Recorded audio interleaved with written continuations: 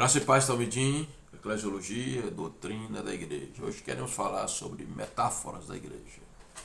Existem algumas figuras de linguagem, alguns exemplos metafóricos que apontam para a realidade da igreja como comunidade, como organismo. Você vai notar que em todas estas metáforas não se fala da igreja como um indivíduo, mas como comunidade, como uma entidade corporativa.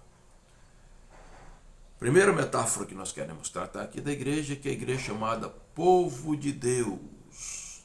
Nós temos muitos versículos, mas segundo aos Coríntios 6,16, aqueles que se apartassem do pecado seriam chamados povo de Deus, e chamados povo de Deus seriam, evidentemente, igreja. Então Deus tem um povo, a igreja. Uma pessoa não é um povo. Um povo tem um sentido de coletividade. A outra metáfora da igreja é que a igreja é comparada ao corpo de Cristo. Um membro não é o corpo. O que é o corpo? O conjunto de membros interligados que funcionam para a saúde do próprio corpo. Em 1 Coríntios 12, e versículo 25, o apóstolo Paulo disse: para que não haja divisão no corpo, mas antes tem os membros igualmente cuidado uns dos outros. Matzing vai citar a seguinte expressão relacionando-se à igreja como o corpo de Cristo. Juntos eles formam o corpo de Cristo, o que implica que a presença de Cristo, transmissora de vida, coexiste em todos os membros da igreja. A igreja é chamada edifício de Deus. Uma pedra não faz um edifício. O edifício é o conjunto de várias pedras que formam a estrutura. Em Efésios 2, versículos 20 e 22, Paulo diz que nós estamos edificados sobre o fundamento dos apóstolos, sendo Cristo a principal pedra de esquina, na qual todo o templo bem ajustado cresce para a morada de Deus em espírito. A igreja é o templo, é a morada de Deus. É o lugar onde Deus mora na terra, o edifício de Deus. Nós estamos sendo construídos para atrair a presença de Deus para o nosso meio. E uma das metáforas mais magníficas, mais sublimes da igreja é a igreja comparada à noiva de Cristo. Paulo falou em 2 Coríntios, capítulo 11, que estava zeloso para apresentar os crentes como a noiva, como a virgem, a saber, a um noivo, a um esposo, Cristo. E quando nós vamos pensar na igreja como noiva de Cristo, nós temos que pensar no casamento judaico. Existem 7 fases significativas no casamento judaico que apontam para etapas proféticas de Deus para conosco, que nos tornam noiva de Cristo. Vamos ver aqui. Tornam a igreja noiva de Cristo, né? Primeiro é a seleção. No casamento judaico havia a seleção. A seleção é chamada de Shidurim. Os pais escolhiam a noiva. A Bíblia diz que Deus nos escolheu em Cristo. Efésios 1,14. A eleição ou a predestinação não incondicional, como ensinam os calvinistas, mas condicional a crer em Cristo. Aquele que crer em Cristo é escolhido por Deus, selecionado por Ele, experimenta o Shidurim, é selecionado como noiva de Cristo. Depois vinha o Ketubá. O Ketubá é chamado o dote, o preço que era pago. Deus pagou um preço através de Cristo para que sejamos a sua noiva. O preço foi o sangue de Cristo vertido na cruz. 1 de Pedro 1, 18 e 19. Diz que não foi por coisas corruptíveis como prata e ouro que fomos resgatados ou comprados da nossa vã maneira de viver, mas pelo sangue de Cristo, como de um cordeiro imaculado e incontaminado. Depois nós tínhamos o penhor, a garantia. Além do preço do Ketubá, havia um penhor, um presente, uma dádiva. Paulo disse em Efésios 1, 12 e 13 que nós temos o penhor do Espírito Santo, a grande dádiva de que nós somos noiva de Cristo é que o Espírito habita em nós, o penhor. E depois o desposamento em si, chamado Nishurim, Yeshurim, aliás, que era o noivado, que equivalia ao casamento. Na cultura judaica, o noivo estava casado. Eles não tinham se unido ainda carnalmente, mas eles estavam casados. O noivado não podia ser desmanchado. E esse Yerushim era feito em uma refeição pactual.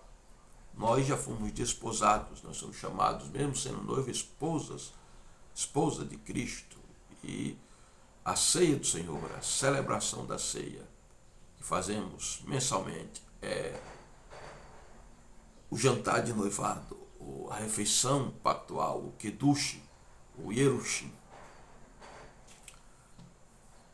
Depois o noivo preparar a casa, né? Porque o noivo ia para a casa do pai, preparava a casa em cima, geralmente, da casa do pai. João 14, dos versos 1 ao 3, Jesus disse: eu vou preparar-vos lugar, não se turbe o vosso coração, nem se atemorize.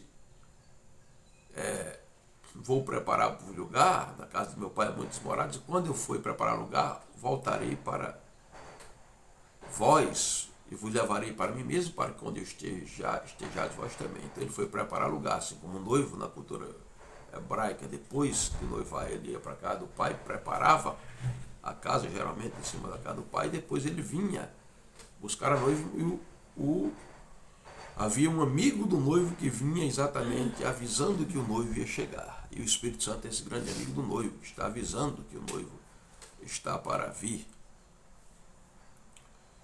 E finalmente o Neshuim, que era o casamento em si. Apocalipse 19, 5, 6, 7 a 9 fala desse casamento, as bodas do Cordeiro. Após o arrebatamento da igreja, a igreja celebrará o casamento, as bodas do Cordeiro. O casamento judaico se dava em 7 dias, eram 7 dias de celebração. Assim, as bodas do Cordeiro durarão 7 anos, período em que a igreja estará no céu com Cristo. Você pode verificar todas essas fases do casamento judaico em Gênesis capítulo 24. Ali está a maior tipologia da igreja na pessoa de Rebeca. Nesse texto, Abraão é um tipo de Deus, Isaac é um tipo de Cristo, Eliezer é um tipo do Espírito Santo que vem preparar a igreja, preparar Rebeca, preparar a noiva e conduzi-la até Isaac. Você pode ver, por exemplo, no verso 4, nós encontramos aqui exatamente o Shidurim. Abraão escolhe Rebeca pelas mãos de Eliezer para ser a noiva de Isaac, assim como Deus, através do Espírito, nos escolhe para ser a noiva de Cristo. No verso 27, você vai encontrar tanto o Ketubá quanto o penhor. Eliezer, que é um tipo do Espírito Santo, traz pulseiras de ouro, joias de ouro para Rebeca. No verso 53, você encontra aqui o Yerushim, o noivado. Diz que eles comeram e beberam juntos. E então, no versículo 67, você encontra o Neshuim. Eliezer conduz Rebeca e na metade do caminho ela encontra com Isaac. Ele é levado para a casa de Abraão, e ali ela é levada para a tenda de Sara e acontece a consumação do casamento. Assim o Espírito Santo está preparando a igreja, a conduzirá até os ares a presença do noivo Jesus, que o levará para a casa do Pai, para as bodas do Cordeiro, a consumação do casamento. Outra metáfora que nós encontramos da igreja, que a igreja é chamada ramo da videira. João 15, 5. Ela é chamada lavoura de Deus, 1 Coríntios 13, 9. Chamada casa de Deus, Hebreus 3, 3 a 6. 1 de Pedro 2 e 5. A igreja é chamada sacerdócio real. Essa é outra metáfora da igreja. 1 de Pedro 2 e 9, Apocalipse 5 e 10. Chamada de nação santa, 1 de Pedro 2 e 9, a igreja é comparada a pedras vivas. 1 de Pedro 2:5 é chamada de rebanho de Deus. Atos 20:28, 1 de Pedro 5:2, ela é chamada herança de Deus. 1 de Pedro 5:3 é chamada também família de Deus. Efésios 2:19, Efésios 3:14 a 15. Essas são as metáforas da igreja.